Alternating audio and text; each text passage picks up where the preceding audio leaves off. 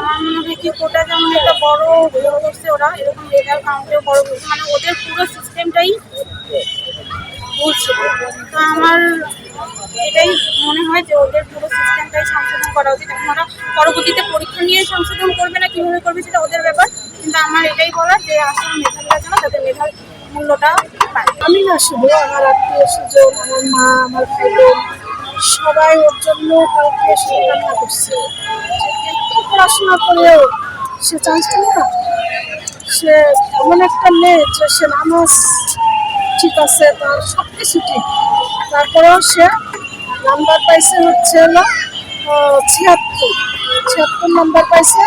অনেক জায়গায় মিলানো হয়েছে 76, তারপরেও টিচার কেটে গেছে 2, তারপরেও 74 হয়েছে। সেখানে 72 কি করেছে, আর নাম্বারটা গেল পুরো সিস্টেমটাই, মানে রেজাল্টটাই কাউন্ট করছে ভুল। এবং আমার মেয়ের মতো শত মেয়ে বেশি, শত সকালে ঝরে যাবে।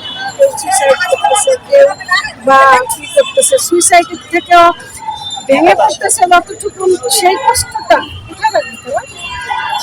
আর তারা যে পরিশ্রম করছে এটা তার ড্রাইভার না রেখে, তাই জাতির উদ্দেশ্যে বলতে চাই যে আমরা সবাই মিলে এটার সমাধানে আসি, এবং যারা মেধাবী স্টুডেন্টস তারা যেন তার মেধার মূল্যটা পায়।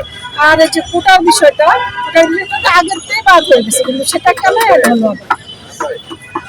হলো, এবং কোটায় 35-40 পেয়ে চান্স পাইছে, ঢাকা মেডিকেলে ভর্তি হয়েছে, তারা কি ডাক্তার হবে নাকি কষাই হবে, নারী কেটে দেবে।